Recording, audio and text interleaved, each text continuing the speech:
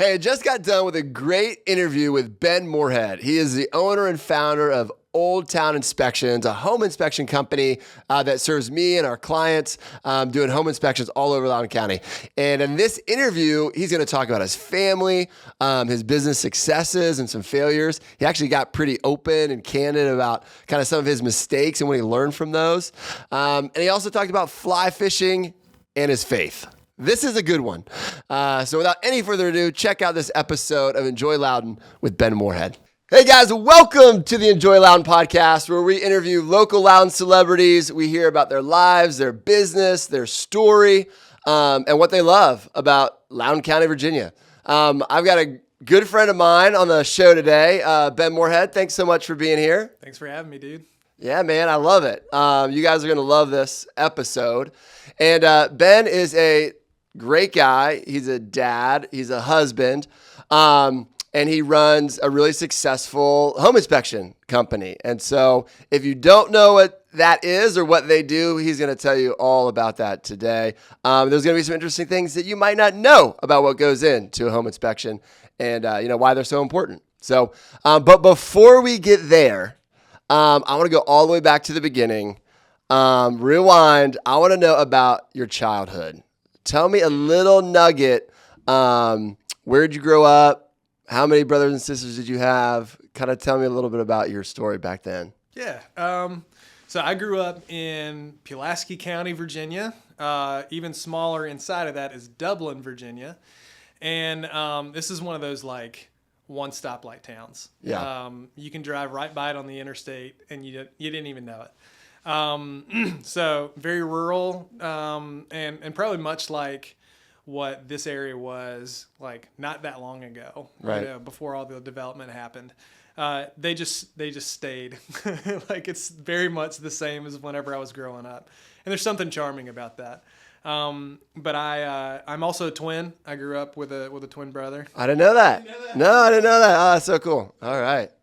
And he's, and it's funny because like we're twins, but he's got like an inch on me and he's got like hair down to his shoulders and, like he literally lives across the world. So gosh. It's like, it's not your typical twin story, but, no.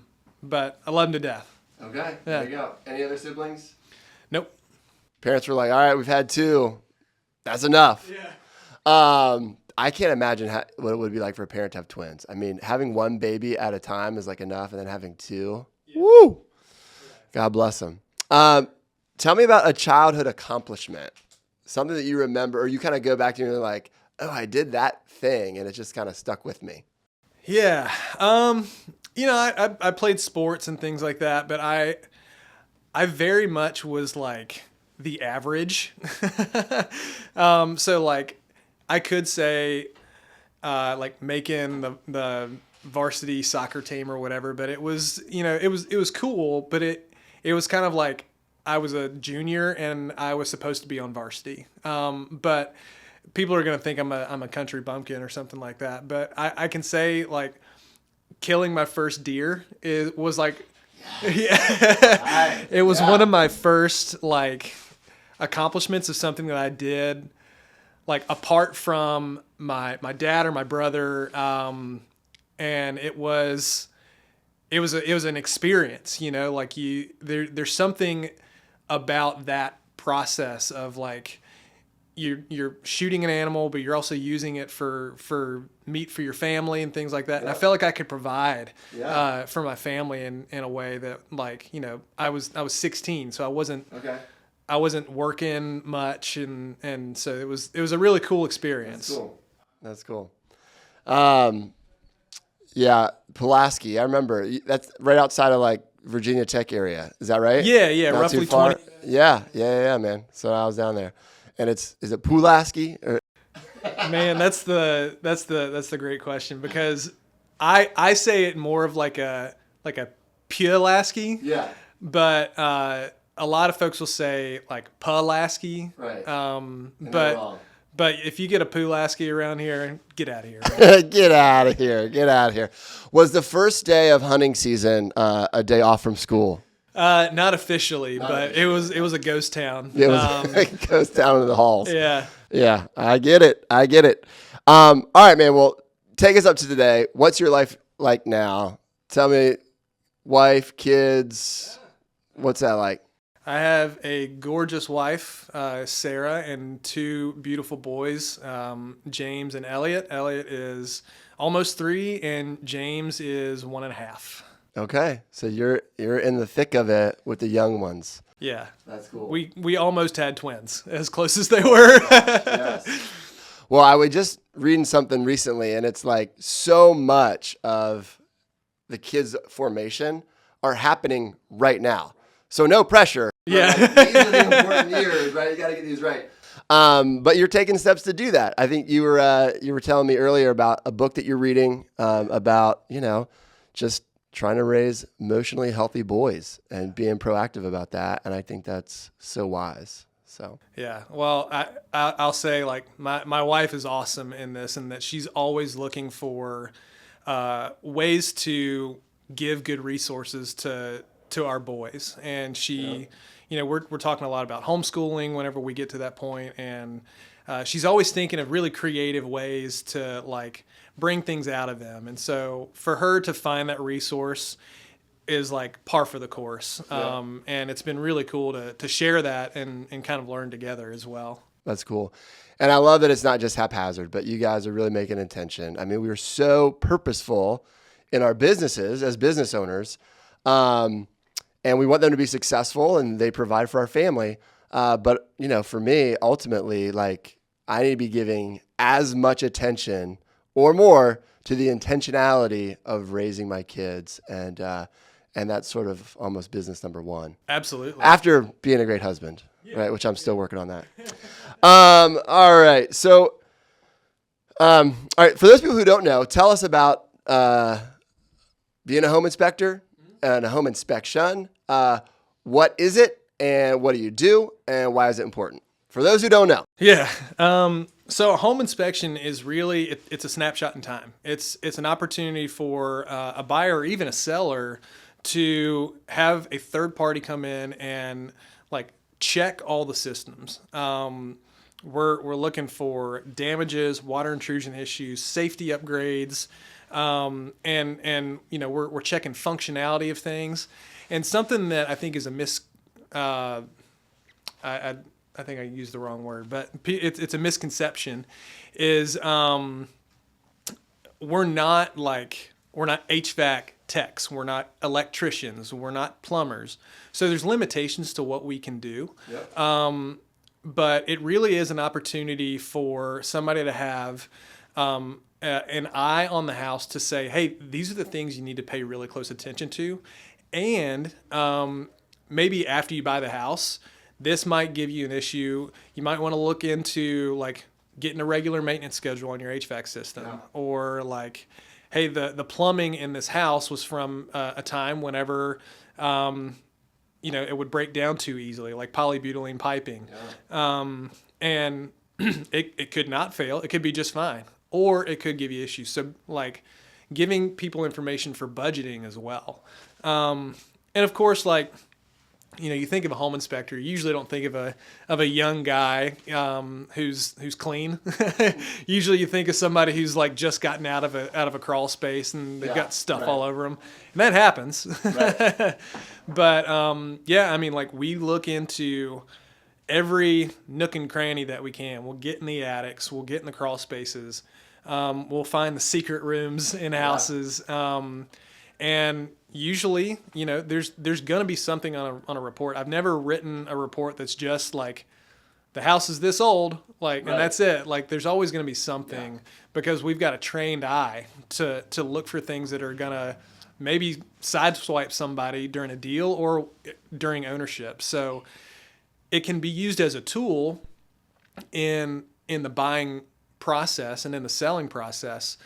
But it can also be like if you've enriched your mind with the information that you need to take care of your house well. Yeah. There's value beyond just like the tool you need to get to buying the house. Right. Yeah, I know. One of the hardest things about the market the last couple of years is people haven't had the opportunity to get home inspections. And a lot of things come up, that they wish that they would have known. And so I'm glad that we're getting into a really healthy market now where people can't. This is one of the most expensive purchases someone will ever make. And to go in blind is just it's so hard. So it's so good. And again, the home inspection isn't just an opportunity for you to negotiate down price or like try to stick it back to the seller for something. Although that does happen. And we will work on significant things to help our buyers, be comfortable with the house that they purchase. But ultimately, like you said, it's like, okay, give me the health of my house. Let me know what I'm really getting into. And if I want to continue on with the sale, I'm going to do it. But my eyes are wide open. I can, like you said, budget for certain things that might be coming up in the future. It might be wise to get a home warranty to protect certain things. But again, it's all about the protection of the buyer to and really the functionality of the house. And so it's such a huge service. And that actually speaks to, like, our mission statement is we educate to alleviate fear so that you can take the next step with confidence. Come on, say that again. Bring it. We educate to alleviate fear so that you can take the next step with confidence. Yeah. So it's not just about like using the inspection report to get out of a deal. Right. It's about, hey, did you decide not to buy that house because you were well informed? That's a win for us. And sure, like, I know with like your job, you want the deal to go through. I want the deal to go through. Yeah. But neither of us want somebody to get into a house that they're not, totally in love with, right, or that turns into a money pit. Yeah. So, it's really all about making sure that people are well equipped. Yep. Well, I love that too, because, we sell a lot of homes and we're in a lot of homes and we have dealt with a lot of home inspectors. And some people think it's their job to be alarming and be like, oh my gosh, and like heighten the level of what's really happening. And it sounds like, and we've done tons with you. It's an education, this is what it is. It doesn't need to be alarming. We don't need to play into people's fears. We just need to educate them on what it is. I mean, everything can be tackled, right? I mean, we can, cross over any obstacle. We just need to have a good sense about it. And we don't need to elevate fears in the home inspection, which some home inspectors will do. And it just doesn't serve the client or the process at all. So, all right. So we know what home inspection kind of is. What makes your business special, would you say? Well, I'll start with that mission statement. Yeah. Our approach to home inspections is in order to equip people. And so when it comes to giving the information, we try to give it in a way that is more or less tailored to the person in front of us. Okay. There's a new homeowner, they've never bought a house, young, maybe they've got dear old dad right next to them. Like, you're going to give the information to them in a different way than like an investor who's going to gut the place and flip it and sell it anyway. Yeah. And then we do a couple of extra things. So like some inspection companies will charge extra for infrared scanning. We add it into every single inspection, and that gives us an opportunity to use an infrared camera to find hidden water leaks or like hot spots in the electric panel. And it's been really interesting. I've even found insect infestations by looking for hot spots in the walls. And those critters are putting off some heat, huh? Right. Yeah. And I would have never seen that if I wasn't using that tool. Right. And I would love to be able to do that at a higher level someday. But what it does for me now is we essentially add a new sense to ourselves. We can see heat. Right. Yeah. And we always do a same day delivery time on our reports. And that, nice. Exactly. And that means also, like, for radon testing, you and I both know that's a 2-day report or a 2-day process. So if it's possible within our schedule, we want to set that radon test 2 days ahead of time so that everything is available on that day. Yeah. So there's a couple of things that kind of set us apart. That's good. I love it. All right. You've grown a successful business. This is an opportunity for you to get a little personal. What was your biggest failure in your business? And And what'd you learn from it?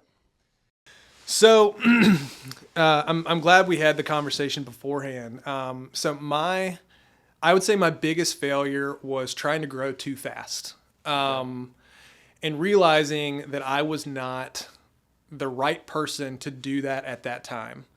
And what I carry with me in that is like the disservice I did to the folks that I hired. Yeah. I wasn't as good as I could be.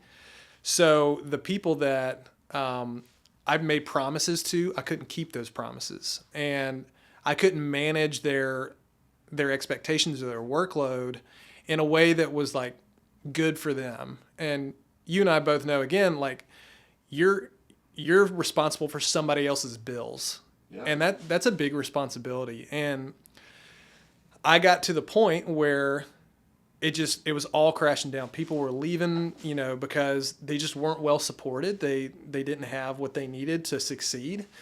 And I even had a guy who was like an operations director. Like he was a hire that was like preemptive. Like we were totally top heavy in what we were paying, but it was like, we're going to invest in this so that it catches up and it's going to grow around me and this guy. Yep.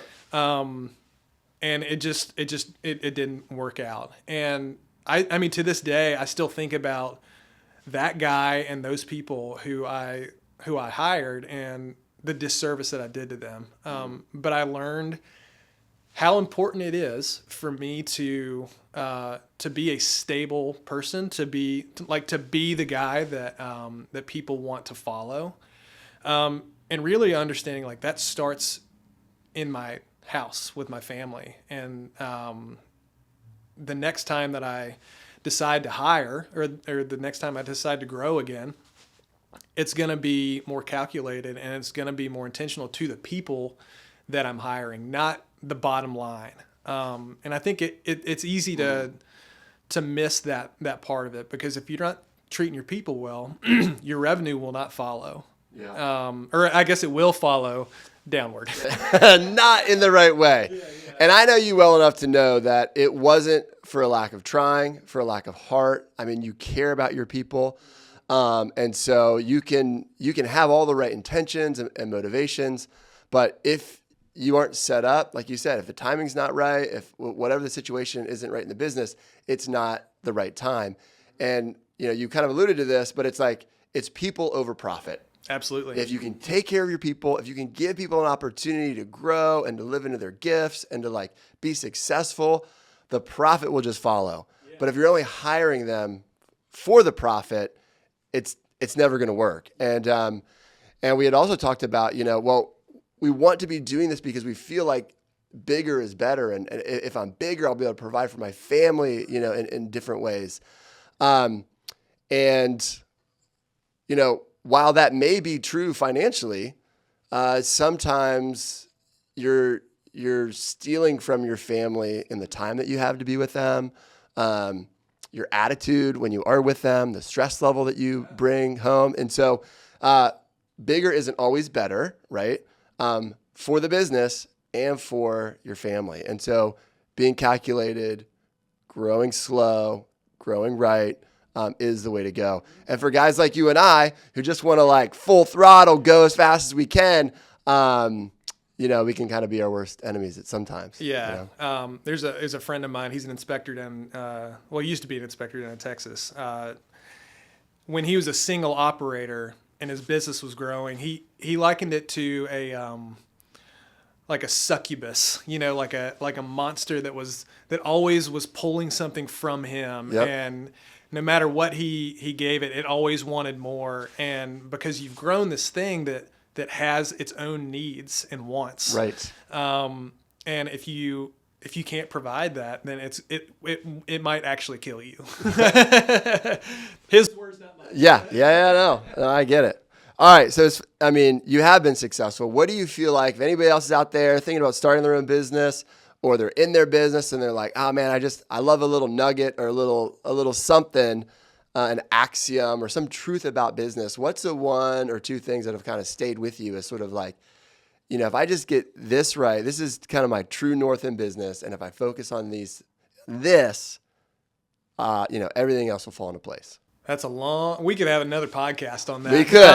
Well, maybe your favorite business quote. I mean, it's just just a little nugget about what it means to be successful. I'll try and break it down. First of all, it's important for me to know like what my priorities are.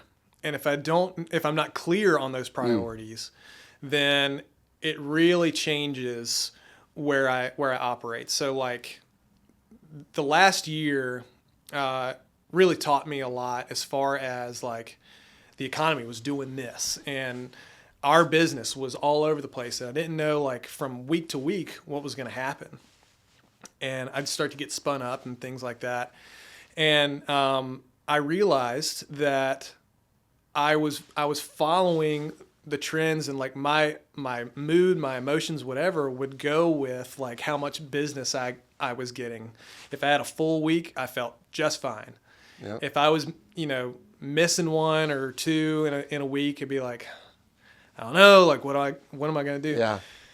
But I realized that my priority was my family and was to the Lord. And I needed to trust in what I know is true about the Lord, and I need to trust in the priority of my family. Yeah. And so there's a quote in 1 Peter that says, I will provide all things for life and godliness through him who sent me. And I think about like life and godliness. Those are the two things. So like life is business, money, all that other kind of stuff. But godliness is like, who am I as a husband and a father and a friend to my, to my community. Yep. So like those had to be my priorities, but also inside my business, having a priority of like. Well, let's stop on that first, but we'll make this, that will be the second thing. But you had mentioned a moment where you really felt like there was like a watershed moment. Sure. Where you were like, I mean, you kind of have these gradual kind of feelings, which happen too, but there's a point where you felt like the change has to happen. Yeah. Yeah. What was that? I was driving to an inspection and I was realizing that, all this was happening, that like, I was an ebb and flow. There was no stability to the way that I was approaching life or anything. It was just like reactive. Yep. And this actually, this gets into like my year. Every year I have a word instead of a resolution or whatever. And so that moved me to like my word this year is settled, because I wasn't settled last year. I like that. But in that moment, the Lord showed me like, hey, you're trusting in yourself. You're doing all of these things and you're getting anxious and spun up about things that like you think you can control. But if he provides all things for life and godliness, I need to actually trust in that and not like give it lip service and go and do my own thing. But I've got to trust and choose to trust on a daily basis usually, especially whenever I've got a slower week than I expected. That's awesome. I mean, we'd like to be able to trust our bank account. We like, when it's high, we're feeling good. When it's low, we're feeling scared. There's a lot of other things that we can trust, number of deals, different things that are going on. But at the end of the day, that, faith is just trust that God's got me, and that is the surest place that we can put it. 100%. Bank accounts can be wiped out. Tragedies can happen. But we know God's got us. And that's. I ask myself, and this is something I encourage you to ask yourself, if in the morning it's all gone, wife, kids, business, everything, if it's all gone, is God still good enough? And if I ask myself that question, sometimes it's no. And that's a vulnerable place to be. That's honest, man. That's honest, yeah. But if I'm working towards he is good enough no matter what, then it makes it a little easier to trust in him because it devalues, the hold that money has on you. There's nothing that can devalue your family, but if their priority is above Jesus, then you're just a little bit off. Yeah. No, I like that, man. It'll be a question I'll ask tomorrow morning, and I'll struggle with that one. Yeah, I'm sure. yeah. I'm sure. All right, man. What does this year look like? We're in January right now. What does the future look like? New goals, personal, business. Yeah. Where are you headed? Well, this year is the first year that I'm not making big business goals. You're settled. Revenue. Exactly. Yeah. Because I want to continue on that trust train and being settled. And I'm going to have a good year. I know that for sure because I know God's got me. But I want to set those personal goals in order to be a better man, husband, friend, all that stuff. Yeah. So I probably like everybody else. I've got a weight goal. I want to lose 10 pounds. All right. Yeah. Get rid of the flat tire that I accumulated over the holidays. Ditto. Check that. Right. I want to be a better spiritual leader in my home. I haven't quite defined that yet. Okay. Because there's a lot of ways that I could do that. But if I'm too programmatic, then I'm just checking boxes and I'm not actually doing things for my family. Yeah. And then the other one, and this goes back to my the thing I did well when I was younger is I want to get out and I want to go hunting and fishing at least once a month. Yes. And because I find, especially when I go fly fishing, something in me comes out that I can't access by doing good in business or by even by having fun with my kids. Like it's something that speaks to like who I am at my core. Yeah. And so I want to get out and fly fish, waterfowl hunt, deer hunt.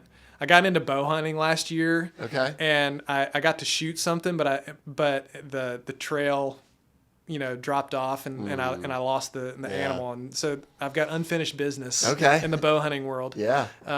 So those are my three, and they're all in order to get back to that word of settled. Yeah.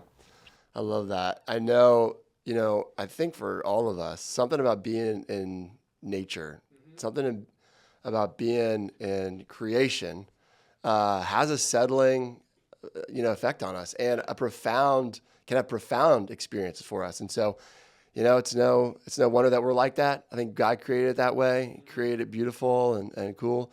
And so I hope you get out on the river, get out in the woods and are able to kind of reconnect.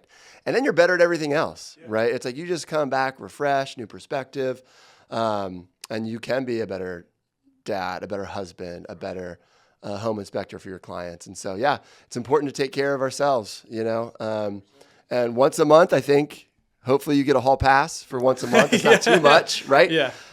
So that should be really, really good. Well, man, hey, thank you so much. We're going to go into the fire round. So this is really quick. Don't need to be long answers.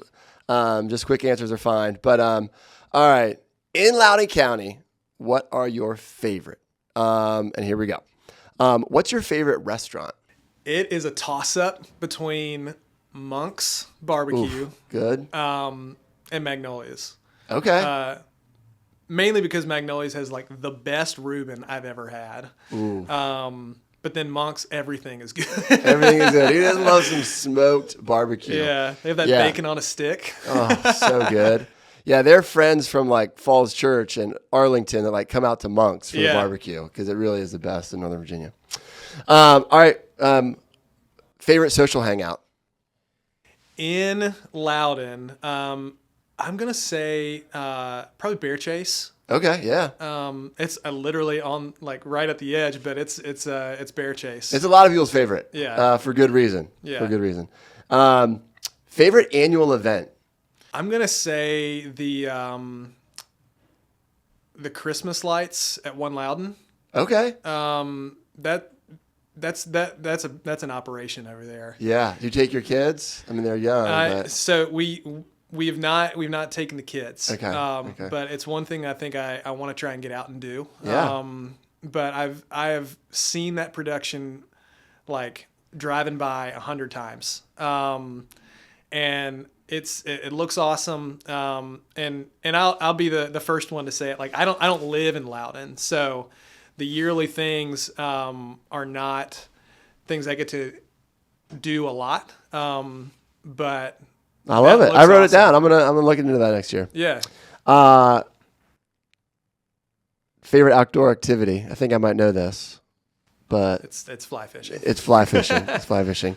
Are there spots in Loudoun that are good, or do you have to go outside to really find a good fly fishing spot? Because I didn't grow up in this area, I don't know Loudoun in particular. I do know that like there are some smaller streams and things like that. But from my knowledge, it gets really good in like the Harrisonburg area. Okay. Mossy Creek and Beaver Creek and things like that. Yep. So for Virginia specific, if you're looking for a good fishing experience, it's good to go down that. Now, Mossy Creek is one that's like, it's a hard stream to fish. You gotta know your stuff. Yep. But there's people that guide and things like that. Yeah. You can always, take a step towards success. Definitely. Well, the great thing about Loudoun too is you're a short drive from almost anything, right? The mountains, the beach, a great stream, a great place to do some fowl hunting. I mean, it's all within a short drive. What haven't you done yet that you want to do? I mean, you said the Christmas lights, so maybe we'll just leave it at that. I have a different answer for that. Oh, okay. Come on. The Great Falls National Park. I think is that technically So that's in Fairfax. That's technically in Fairfax, but it's a short drive. It is a short drive. So you can do that from Loudoun County for sure. Or the Middleburg,